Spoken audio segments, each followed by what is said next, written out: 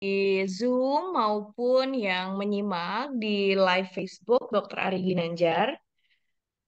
Perkenalkan, nama saya Pamela dari Ek Consulting. Senang sekali bisa bertemu Anda semua di sini, yang baik yang hadir di Zoom maupun yang ada di Facebook. Ini adalah sesi behind the suit yang kita laksanakan di setiap hari Jumat, di setiap hari Jumat pagi. Consulting, di sini saya dari Consulting, kami hadir untuk memberi solusi terbaik yang bisa mengembangkan individu untuk hasil organisasi yang terakselerasi.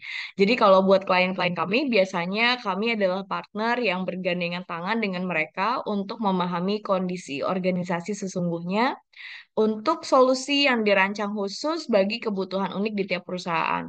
Nah, sama halnya di sesi Behind the Suits, kami membahas topik-topik yang memang sedang in dan happening now untuk membahas atau memahami berbagai perspektif dan memberi solusi terbaik. Jadi biasanya karena acara ini singkat, jangka waktunya sekitar cuma 30 menit dan biasanya itu interaktif. Selama sesi berlangsung, jika Bapak Ibu ada yang mau ditanyakan atau punya ide untuk didiskusikan atau komentar, feel free untuk langsung cantumkan atau ketik di kolom chat Zoom maupun di kolom komentar di Facebook, oke? Jadi kalau di sini nggak ada sesi tanya jawabnya itu mengalir. Jadi kalau misalkan Bapak Ibu punya pertanyaan bisa langsung ditanyakan dan kita bahas langsung. Di sini saya merasa senang sekali karena pada kesempatan kali ini kita akan mendengarkan perspektif atau pengalaman dan pengetahuan dari seorang tamu istimewa yang sudah mengukir perjalanan karir luar biasa dan beliau adalah seorang profesional yang berdedikasi dalam dunia manajemen talenta dan pengembangan sumber daya manusia terutama di hospitality. Dan pengalaman di industri hospitality-nya sudah selama 9 tahun ya Mbak ya atau lebih dari situ. Beliau telah memberikan kontribusi yang signifikan di dunia learning management dan sekarang ini menjabat sebagai Complex Director Learning and Organizational Development di Park Royal Hotel. Nah, kemudian sebelumnya juga di Ritz-Carlton beliau telah mengabdikan diri sebagai Learning Manager. Please welcome Ibu Tirza Agatha. Apa kabar, Mbak? Hai, kabar baik, Mbak Pamela.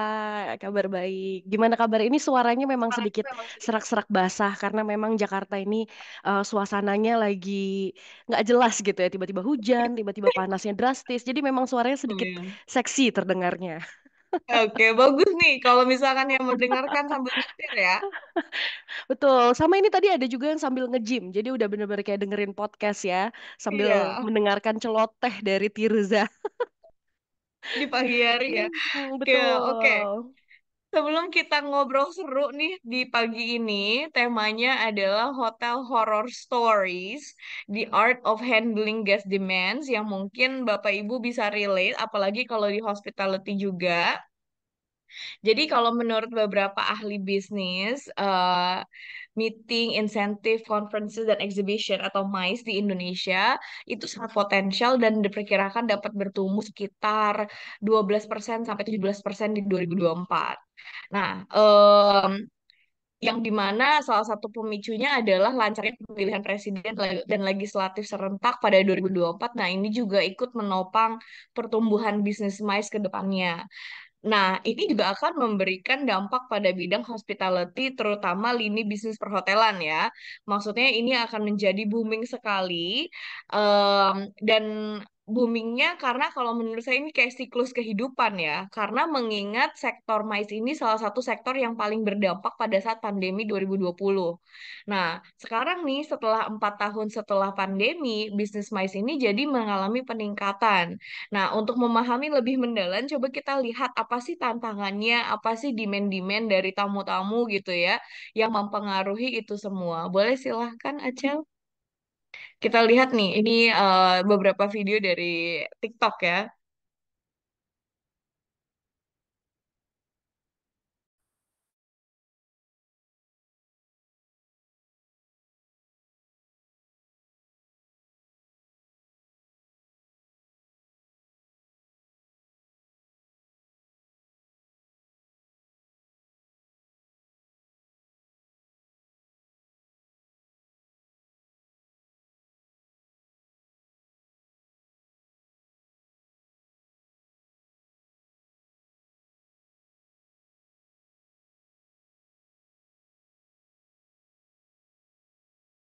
Aston Gresik, kita nginep, kita bayar, kita taruh makanan yang mana ini kita ilangin sama semua, bungkus aja. Kalau perlu ini juga nggak apa-apa, di ini aja, di laundry aja ininya. Sebentar ya sayang ya, sebentar ya. Parah, kita check out mau buru-buru, bukan mau apa-apa, anak kita rewel, dibuat ribet. Saya baru tahu bener-bener, tahun-tahunan nginep di hotel, baru tahu temen-temen.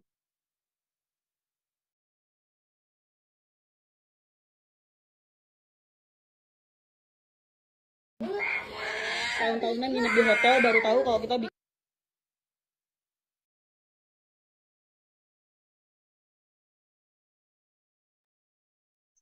Oke, ada satu lagi, boleh? Kayaknya lagi ada technological glitch. Boleh, Acel? Everything okay?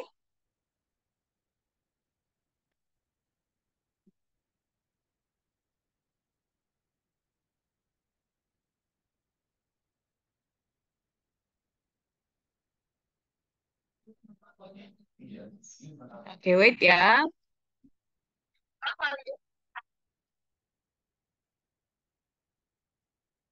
Wait a minute.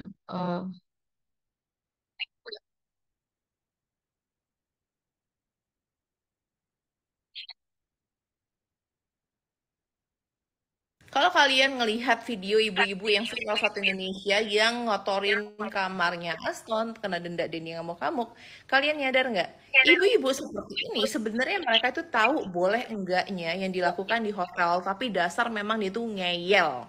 Dan orang-orang seperti ini adalah tipikal orang yang ke sebuah tempat usaha, entah dia makan, dia minum, dia tidur, dia nginep di situ, dia healing, tapi dia memiliki mentality, gue boleh kerusakin tempat itu, gue boleh ngacak-ngacak tempat itu dan suka-suka gue karena gue bayar. Ada yang kayak gitu. Nah, ibu itu tuh salah satunya dan jangan sampai nih kita nih yang nonton ini dan kalian semua punya sikap yang seperti itu. Sudah nggak punya adab lagi. Adab itu adalah kesopan santunan kalau misalnya masih ada yang kagak ngerti. Kita manusia pada dasarnya itu tahu aturan tidak boleh buang sampah sembarangan, bener? Tapi masih banyak orang itu buang sampah sembarangan. Karena apa? Karena mereka memang di dasarnya adabnya itu tidak pernah dilatih. Dan ini tuh termasuk dengan orang-orang yang makan di restoran gitu ya, dan kalian ngegerak semuanya, ngejatohin semua sayuran apa semua ke lantai-lantai, anak kalian ngegeratak dan kalian diemin aja. Kalian nggak punya kayak kerasa tidak enakan dan ikutan ngeberesin. Kalian biarin aja nasi itu jatuh selantai-lantai. Ada orang tua yang seperti itu. Dan kalian yang punya mindset seperti itu dan ngerasa itu biasa-biasa aja. Suatu saat anak kalian akan begitu juga. Dan kemungkinan anak kalian bisa jadi seperti ibu itu. Kalau anak kalian itu salah dan anak kalian itu nakal, suruh mereka bertanggung jawab dan bersihin kotorannya mereka. Sesimpel itu. Kalau kalian ngeliat orang buang sampah sembarangan, kalian tegur mereka. Kalau kalian ngeliat ada orang ngebuang kayak kayak cup-cup minuman gitu ya di tempat pabrik transport, itu kalian tegur juga. Jangan pernah takut untuk negor anak-anak seperti ini, orang-orang seperti ini. Karena apa? Dari dasarnya kalian yang sudah benar, mereka yang tidak benar. Gak ada cerita di mana-mana orang buang sampah sembarangan, orang ngerusak tempat orang, ngegeratak tempat orang itu benar. Kalian harus ingat itu. Oke, menarik banget ya. Jadi kalau misalkan kita lihat dari video tadi, tantangan terbesar nih nanti dia bakalan di dunia hospitality adalah atau di MICE tadi, tantangan terbesarnya datang dari tamu-tamunya sendiri gitu, yang bakal banyak dan kita nggak tahu seberapa tamu-tamu kita itu apa ya, aware atas lingkungan mereka, apa peraturannya, seperti apa, how do they be considerate gitu. Tapi kalau dari Mbak Tirza sendiri, berdasarkan pengalamannya Mbak Tirza nih, dari yang mulai hospitality surut, kemudian sekarang lagi meningkat banget, booming banget, apa sih tantangan terbesar gitu ya, selama berkecimpung di dalam industri hospitality and giving the best guest service? Oke, thank you Mbak Pam. So pada dasarnya this is very interesting video karena video-video yang tadi di setel itu adalah video yang viral terakhir-terakhir ini di TikTok. Itu juga lewat di akun saya. Jadi ya yang tadinya komentarnya bisa dibaca sekarang udah turn off kali ya karena saking viralnya.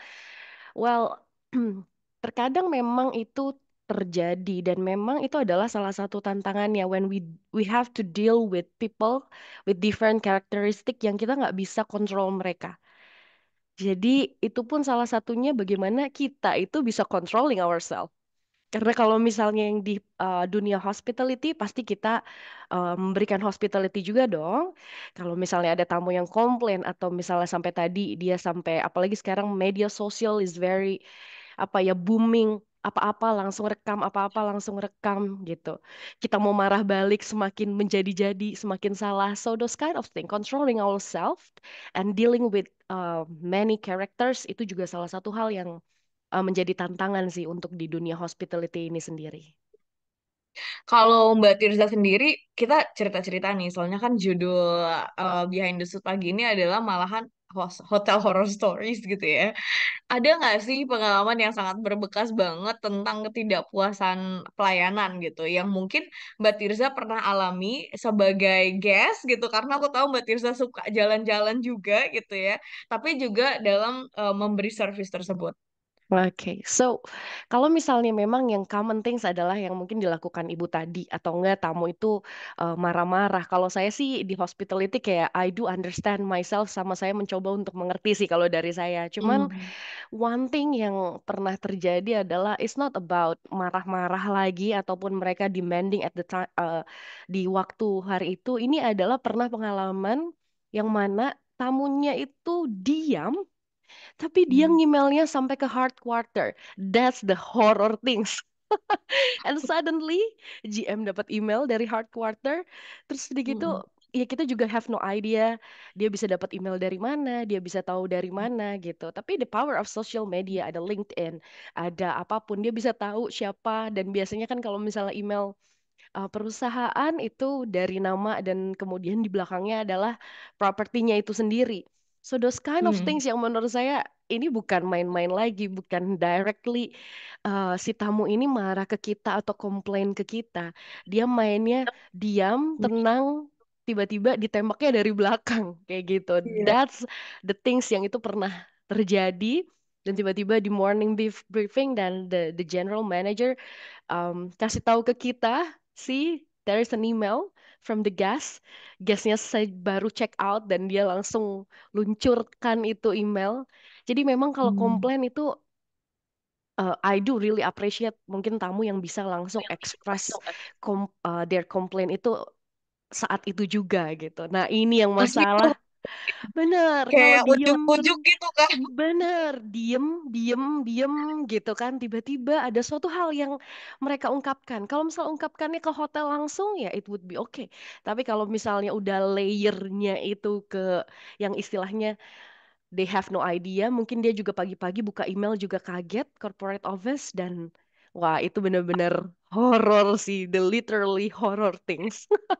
Tapi jadi penasaran apa sih yang what went wrong so badly yang sampai si orang ini tuh ngirim emailnya tuh ke headquarter gitu. So pada dasarnya ketika kita deal dengan luxury hotel, actually they really know apa yang mereka mau gitu loh Mbak Pam. Jadi sebenarnya Hmm. sih masalahnya sih is not a big thing. Cuman hal yang tidak terfulfillkan dan mungkin kurang engagement. Jadi misalnya dia Hmm. request untuk kamarnya yang pengennya yang A dan availability. Well, kalau misalnya dari kita ya based on the availability itself. Ternyata yang Iya. available yang B. Terus kemudian sudah mulailah dari awal dia kecewa. Biasanya itu jadinya beruntun ya. Jadi A dia udah kecewa, sedikit ada kesalahan lagi misalnya di F&B sebenarnya bukan kesalahan, cuman mungkin masih dendam terpendam dari yang kamar yang dia nggak dapetin. Jadi segala sesuatunya itu terlihat salah di mata dia, apapun hal sekecil apapun. Dia kumpulkan jadi satu dan dia buat rangkuman itu. Jadi whole experience. Kalau dilihat di runtutan masalahnya sih it's something yang not a big deal gitu. Cuman memang ya engagement apalagi kita di hospitality is also very important. Hmm, ini menarik gitu ya, karena sebetulnya dari kasus horor tadi, saya jadi terpikir gitu. Berarti kalau di hospitality kita bukan lagi melihat customer satisfaction atau they're happy that we are servicing them, we are smiling gitu ya. Jadi kayak sekarang tuh kita harus betul-betul memikirkan guest experience dari semenjak mereka kayak apa step into the hotel until they check out itu berarti sebuah proses yang memang betul-betul dipikirkan ya Mbak Tirza ya. Exactly, apalagi kalau zaman sekarang ini kan kita semuanya mereka udah ada pre-arrival, jadi mereka sebelum mereka datang pun kita sudah ada aplikasi yang mereka pun bisa chat, mereka pun bisa request, mereka udah bisa kontak dengan kita kayak gitu. Jadi hal-hal tersebut yang emang benar-benar harus smooth dan juga flawless. Jadi kita sudah mulai dari sebelum dia datang, sampai dia pulangnya. Itu benar-benar harus istilahnya sih sempurna gitu. Jadi supaya mereka experience the whole experience karena mereka nilainya the whole experience itself, bukan hanya pas Iya. check-innya ataupun karena kamarnya bagus, AC-nya dingin. Wah, ini baru atau gimana pun no, tapi mereka pasti service juga mereka akan concern ke sana. Hmm, apa sih karena mungkin ini sekalian promote ya bahwa Mbak Tirza ini kan sebagai kompleks apa ya holding lah dari Park Royal Hotel yang sekarang juga lagi managing pre-opening ya Mbak Tirza ya. Exactly, Oke, kita yes. share sedikit dong di mana, kapan gitu, dan mungkin kita jadi looking forward gitu. Apa sih hal-hal yang memang dipersiapkan gitu ya? Biasanya apalagi kalau dalam segi pre-opening, kalau dari Mbak Tirza sendiri kan dari perspektif mungkin learning and organizational development-nya gitu. Apa sih hal-hal yang mungkin behind the scene yang banyak dari tamu-tamu tuh nggak tahu dipersiapkan untuk memberi that excellent customer experience? Pada dasarnya banyak sekali persiapan-persiapan sebelumnya yang kita siapkan buat semua tamu yang akan hadir di hotel. Satu adalah terkadang ya kalau misalnya boleh bilang antara front office and housekeeping, mereka bisa berdebat loh untuk menyiapkan sesuai dengan permintaan si tamu tersebut. Atau mungkin front office juga bisa berdebat loh sama anak-anak F&B kalau misalnya kita mau menyediakan amenities yang sesuai atau personalized dengan si tamu tersebut. And it's not as easy as that. Bahkan saya punya pengalaman adalah ada seorang tamu, dia sukanya itu strawberry yang Korea-Korea gitu, yang gede gitu Hmm, kan. oke. Dan ya of course hotel kita ya strawberry ya, we provide strawberry. Tapi kalau yang strawberry Korea kayak gitu kan, ya musiman juga dan ya not every day we will serve those kind of strawberry. Tapi di satu sisi adalah kalau in the luxury, kita tahu preference dia di sana. Sampai segitunya we try our best. Mungkin the team harus apa ya pushing ataupun ada debate dengan purchasing team. Ayo mana nih coba cari nih yang seperti ini dan kita nggak akan memberikan suatu yang ecek-ecek ataupun suatu kualitas yang penting ada. So karena kita percaya basicnya itu adalah we fulfilling apa yang mereka butuhkan, kamar bersih, check-in cepat. Tapi di sini how Hmm. we can create sesuatu yang wow, sesuatu yang extra mile yang kita bisa siapkan untuk tamu-tamu kita. Jadi di belakangnya itu sebenarnya horor juga, Mbak Pam. Maksudnya kita antara tim itu horor juga. The teamwork is there. Jadi itu pun yang harus kita persiapkan karena nggak mungkin kalau kita siapin sendiri-sendiri. So we collaborate each other untuk bisa doing our best untuk tamu kita. Bahkan tamu komplain pun ya di sini we do our best untuk overcome those kind of things yang mungkin tamu itu eh komplainkan kayak gitu. Jadi Hmm. behind the scene-nya untuk apa yang kita prepare itu wah luar biasa dan itu dimasuk ke briefing, di listnya seperti apa, bahkan kita ada pre-arrival meetingnya. So all of our guests is very important. Mau mereka stay Hmm. 1 hari, 2 hari, atau siapapun mereka, so we really taking care of them seriously. Gitu. Hmm. Everybody is special, right? Kalau misalkan Exactly. ya. Dan saking ingin memberi personalize-nya, saya wow terkejut banget gitu sampai sukaannya tuh dicari gitu ya. Yes. Is there a time when siapa sih biasanya nih kalau di hotel yang bilang kayak eh I think that's too much. Like, you know what I mean? When do you feel that it's too much pampering to the guests gitu? Sebenarnya kalau misalnya yang bilang too much, I don't think so. Karena biasanya kita kalau sudah di dunia hospitality, we know exactly uh, seberapa jauh hal tersebut. Dan Mhm. mungkin bukan ke too much sih. Mungkin lebih ke di discussion win-win solution that we can get. So for example, go back to the strawberry. Kalau misalnya nggak ada strawberry-nya, or probably the strawberry yang ada itu strawberry lokal gitu. Kita nggak bisa memaksakan dan we can find another things. If it is too expensive misalnya ya harganya gitu. So we can consider another thing because personalizing something itu nggak harus yang ada cost-nya kok gitu. So misalnya Mhm. contoh saya suka Tulus. Mhm. Terus then I go to the hotel, they know exactly kalau saya itu Doors Tulus dan mereka prepare welcome card with Tulus gitu kan ada foto Iya. Tulusnya mungkin ada quote-quote Tulusnya so those kind of small things yang benar-benar Mhm. ada emotional connection dari Iya. antara si tamu dan juga eh, si karyawannya itu sendiri karena itu sangat-sangat personalized. Mhm.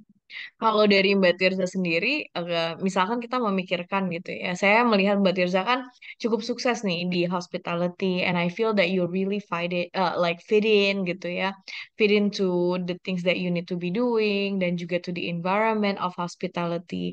Nah, dari kacamatanya Mbak Tirza, kayaknya seseorang seperti apa sih, atau kompetensi apa sih yang perlu dia miliki, atau karakter seperti apa secara natural kayak talentanya apa sih yang dia perlu miliki untuk dia bisa mendalami dan mampu berkembang maksimal di hospitality. Oke, yang pertama adalah communication skills. Kalau Hmm. misalnya kita bilang, oh orang-orang yang di hospitality itu kan hanya orang-orang yang extrovert aja loh, no. Tapi semuanya bisa dan mereka communication skills itu paling penting. Karena mau nggak mau, ketika di public and you have to deal with the guests, ya you have to speak. Ya kan kita nggak mungkin kita diem-dieman di sana. And the other things is also menurut saya adalah kemampuan emotional intelligence, EQ. That's Hmm. also very important. Kenapa? Karena ya buat saya orang yang memiliki emotional intelligence yang bagus bukan berarti mereka tidak bisa marah. But they know exactly kapan dia bisa marah dan kapan dia bisa controlling themselves, kapan dia bisa showing dia bahagia. So hal-hal seperti itu pun yang um, bisa menunjang di dunia hospitality. Karena again kalau misalnya kita balik lagi ke tamu yang komplain, kalau misalnya they cannot control themselves, di situ jadi perang ya, bukan dunia hospitality lagi. Dan talking about emotional connection itu juga ada dari EQ. Kenapa? Apalagi sekarang ini kan sudah mulai AI merambat, ada juga. Bahkan di hotel kita sekarang yang bersihin area itu ada robotnya loh. Robotnya pakai seragamnya kita juga. Yes. Oh iya. Yes. Jadi kita punya Wow. robotnya ada matanya kalau dinyalain dia tetap jalan kayak gitu keliling. So those kind of things yang menurut saya adalah sangat-sangat penting. Emotional connection itu penting karena apa? When we deal with people, kita juga harus punya chemistry, we can engage each other, dan kalau misalnya orang diberikan personalized, itu juga akan ada koneksinya di sana. So itu yang menurut saya adalah hal-hal yang paling-paling penting. Karena kalau misalnya hard skill yang lainnya, kayak misalnya contoh di depan kan departemennya macam-macam ya Mbak Pam. Ada yang di kitchen, ya mereka akan belajar tentang kitchen. Karena hard skills mereka mungkin orang-orang yang di hospitality sudah belajar juga di sekolahnya mereka seperti itu. Tapi hal-hal lain itu dua hal itu communication skills and also emotional connections menurut saya itu yang paling penting untuk mereka Hmm. bisa tetap ada karena di perhotelan tuh sangat-sangat ini ya kita sangat-sangat strict. Kalau misalnya ada harassment ya sudah Hmm. bye bye. Kalau misalnya ada hal-hal yang benar-benar eh, apa ya tidak sesuai dengan moral dan etikanya, kita bisa benar-benar cut baik itu dari tamu ataupun itu dari karyawannya sendiri. So itu paling Mhm. penting sih. Ya. Em, Sehingga kalau sebagai tadi ya Mbak Tirza dengan posisi sekarang learning and organizational development, ketika kita memikirkan persona orang yang seperti itu, what do you prepare in terms of penyusunan program training ya Mbak? Pada dasarnya kalau untuk penyusunan program training itu sendiri, it depends on kebutuhan dari organisasi itu sendiri ya, kebutuhan dari Hmm. hotelnya seperti apa. Karena kalau misalnya kita mungkin bergerak di dunia learning and development, pasti kita ada training need analysis yang kita lihat juga.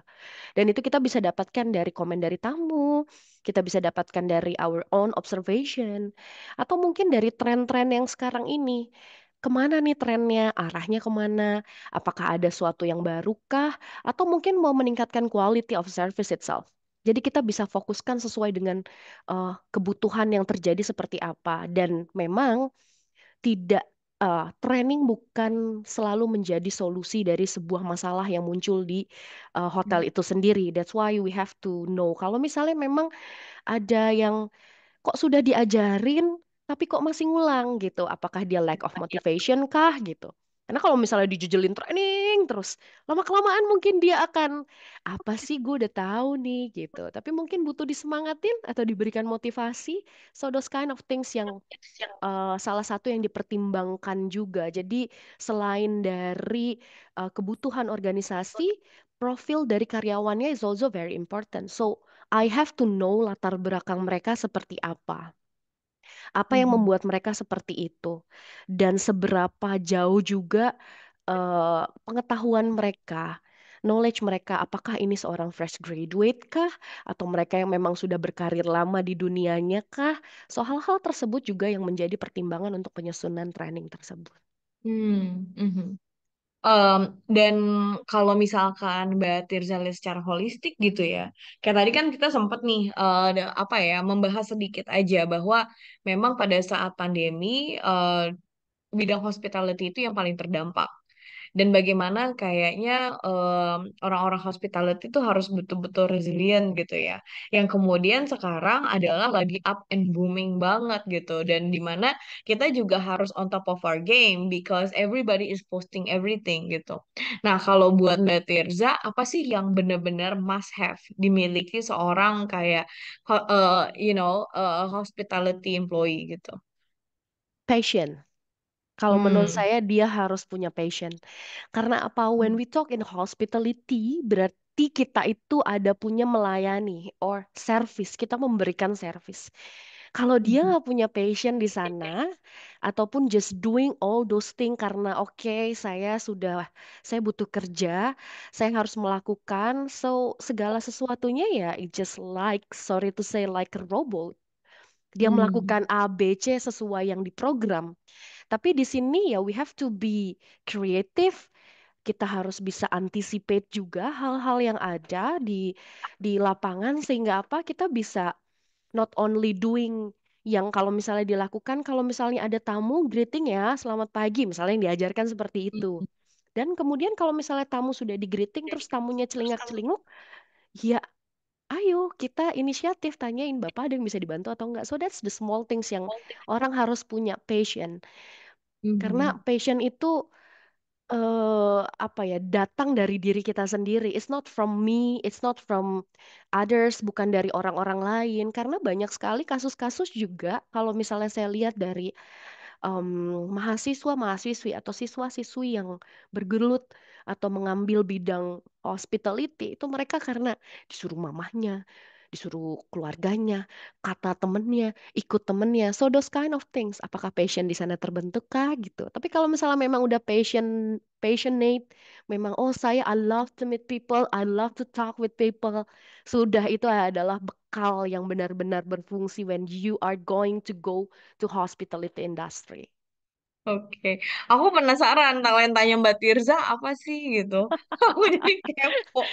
Boleh dong kita tunjukin ya. Jadi Mbak Tirza udah ngambil talent DNA assessment, talent DNA Life Tools, yang dimana kita bisa melihat apa sih potensi terbesar seseorang gitu ya, eh, bagaimana mungkin talenta-talenta ini sebetulnya mendukung di industri kita masing-masing. And I feel that tadi kita berkali-kali ngomongin tentang apa sih yang must have-nya, what competency do you need to be successful in hospitality, dan ternyata you're like the right fit gitu. Kayak nomor satunya tuh accountable, jadi apapun amanah yang diberikan pasti dipastikan sampai selesai gitu. Jadi kalau misalkan dealing with guests, whatever they request, you always try to follow through until the end. Nomor duanya artikulatif. Jadi kayak dari tadi kan ngedengerin Mbak Tirza tuh kayak berasa dengerin radio yang soothing gitu ya, yang dimana kita tuh jadi gampang paham. Ternyata emang artikulatif orangnya guys. Hmm. Tapi di satu sisi juga courageous, yang dimana suka transparansi, developer, suka mengembangkan orang lain, energizer, selalu positif. You're always very optimistic. Dan makanya kalau menurut aku Mbak Tirza itu yang ngebuat lingkungan kerja itu jadi fun. Karena belak-belakan tapi positif gitu, dan malahan kayak paling sering buat ledek-ledekan gitu kan. Yes. Iya, aku inget kayak ke Hmm. nggak takut gitu buat ledekan. Iya, bener. I We know can- the boundaries actually. yeah. Hmm. And I think what I really like is that Mbak Tirza tuh equitable, mastiin semuanya itu sama rata, adil. Jadi that's why I think earlier you said that semua guest itu ya sama, maupun dia siapa kek, kalaupun dia artis ataupun dia orang biasa gitu ya. We try to give you the same service.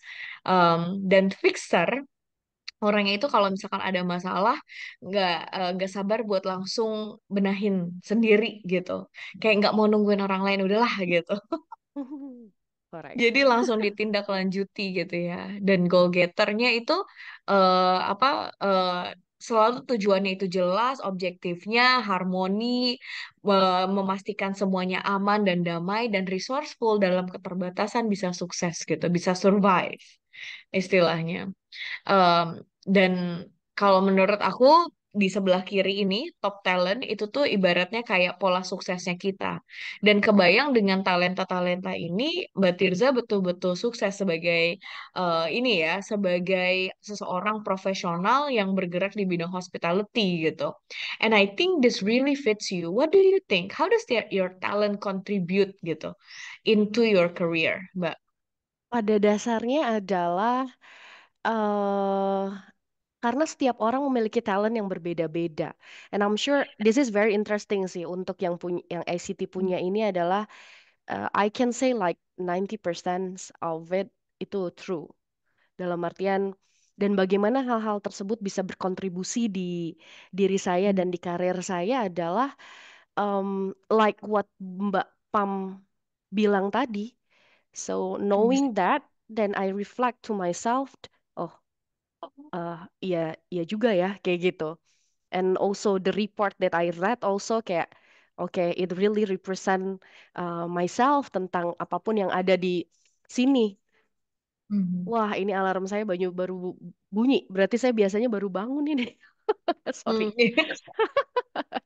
Oke, so sorry itu sedikit intermezzo. Tapi bagaimana talent tersebut bisa berkontribusi adalah pada dasarnya setiap orang talentnya tersebut mau dikeluarkan atau tidak. Hmm. So, kontribusinya adalah maximize all those things yang kita punya. Dan balik lagi kalau saya tadi bilang, passionnya di mana. Dan kalau saya menilai diri saya pribadi, ya saya passionate untuk di dunia hospitality.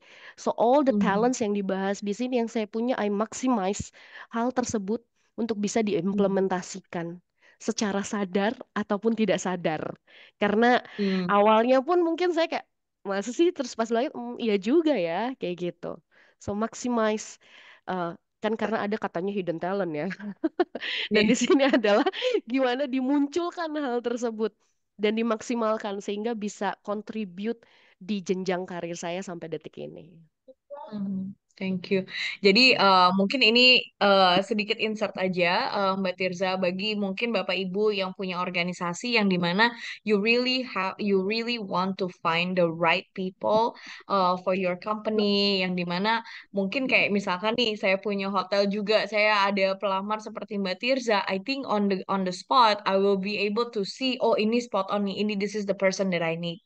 Atau mungkin saya bisa langsung tahu nih untuk masing-masing orang dengan talenta naturalnya apa sih yang tempat-tempat yang paling cocok buat dia gitu ya di bidang apa gitu. Kayak aku kebayang Mbak Tirza kalau misalkan Mbak Tirza dulu sekolahnya adalah akunting atau sekarang jadi finance, dijamin Mbak Tirza nggak akan seceria dan sehappy ini saat ini gitu. Soalnya di Batu itu ada structure gitu ya kayak dirimu tuh nggak Yes, satu yang satu one by one kayak gitu tuh. exactly. Ya, ya, ya. And you know, kalau misalnya aku bisa bilang ada beberapa pilihan pekerjaan ya, finance is the last thing yang mungkin aku akan pilih sih. That's the right Atau thing. atau mungkin kayak research gitu ya karena di Batum Talent tuh ada kontemplatif Mbak Tirza tuh nggak suka kayak lama-lama ngelamun ngereno oke let's just do it let's meet people gitu That's malahan kalau exactly correct. kita bareng-bareng brainstorming gitu Ya, betul, betul. Tim Gasken. iya itu Mbak Tirza aku ngerasain Hmm. banget nih karena pas kita undang ke ini ya Mbak Tirza nggak banyak kayak gimana gimana ya udah oke gitu let's do Gas it. pokoknya. Hmm. Boleh aku tunjukkan sebetulnya kita ada inovasi baru di Talent DNA, di mana Talent DNA ini konsepnya frameworknya kita kawinkan dengan AI. AI-nya ini milik dari apa Nvidia, yang dimana license-nya diberikan di lintas Arta satu-satunya dan yang pertama di Asia Tenggara. So this is really our own. Bagaimana kita bisa dengan real time dan akurat bisa memetakan orang-orang yang tepat di tempat yang tepat. Izin ya Mbak Tirzaya, kita tunjukkan ini sedikit untuk mungkin Bapak Ibu tertarik mengadopsi ini di organisasinya. Silahkan Acel. Selamat datang di AI Talent Finder, bagian dari AI Talent Management yang membantu Anda menemukan talenta terbaik dan menempatkannya di posisi yang tepat. Pertama, impor data karyawan Anda hanya dengan satu klik. Mudah dan cepat, data Anda siap digunakan. Selanjutnya, kirimkan live tools Talent DNA kepada karyawan yang belum mengisi. Inilah saatnya mengungkap kekuatan tersembunyi tim Anda. Sekarang, mari kita mengatur job fit. Pilih keterampilan dan kompetensi yang Anda butuhkan sesuai dengan kebutuhan Anda, cepat dan mudah.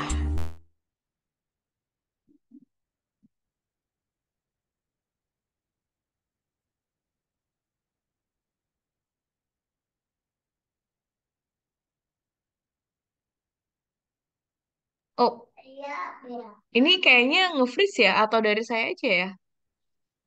Ya, I think so, nge-freeze.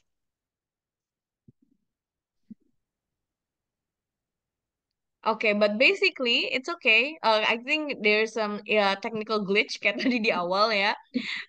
But basically, if you are interested untuk find out more tentang AI talent management, how do you really real time and with accuracy memetakan orang-orang yang tepat di tempat yang tepat, feel free to connect with us. Dan karena kita nggak kerasa udah 7.50. Udah 7.50 aja nih ngobrol-ngobrol sama Mbak Tirza. Sebelum kita end hari ini, Mbak Tirza boleh nggak share what is the mungkin your last wejangan gitu ya untuk para dua sisi sih. Satu adalah untuk para orang-orang yang tertarik untuk menjadi professionals di hospitality. What do you think is the key to their success? Dan satu lagi mungkin untuk para pekerja-pekerja yang sekarang sudah di hospitality, what are your tips for them to maintain the luxury customer service?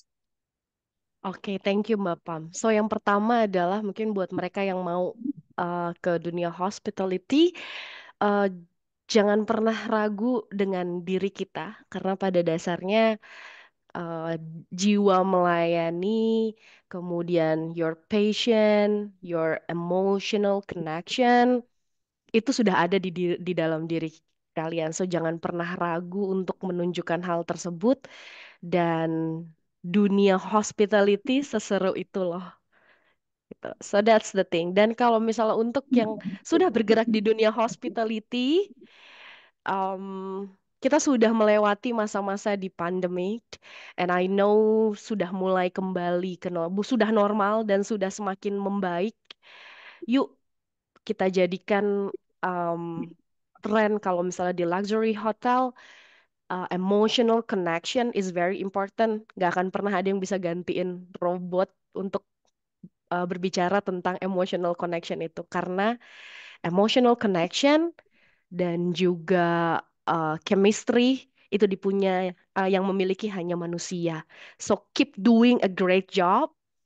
Terima kasih sudah melayani sejauh ini dan saya yakin kalian itu luar biasa.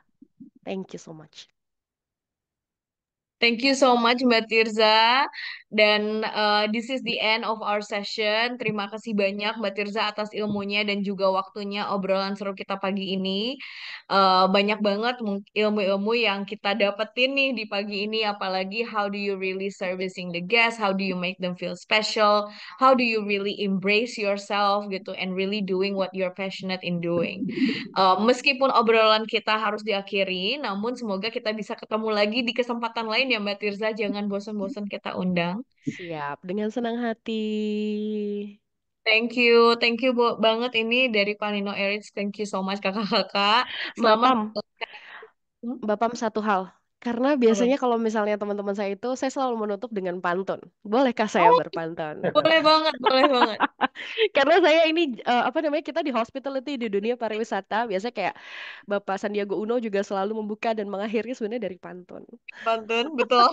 Ya makanya biasanya pada nanya, Bu Tirza atau nggak Mbak Tirza nanti ada pantun nggak kayak gitu. Jadi emang kita bercandaannya seperti itu gitu. Jadi saya nggak mau misalnya teman-teman yang hadir dan mendengarkan saya sekarang ini juga kehilangan pantun. Boleh, Oh, udah boleh, ada boleh. dari from Kuta Bali. Matur suksme Pak Nino. Oke, so pantun. Jalan-jalan ke Senayan. Cakep, Cakep, Pulangnya mampir ke Bekasi. cakep. cakep. Saya rasa cukup sekian dan saya ucapkan terima kasih. Wah, Terima cakep. Thank kasih. you. Thank you everyone. Terima kasih banyak. Sampai ketemu lagi di Behind the Suit hari Jumat depan ya. Hah? Thank you, Thank you. Pak. Bye. Apa? Mana? Ayo.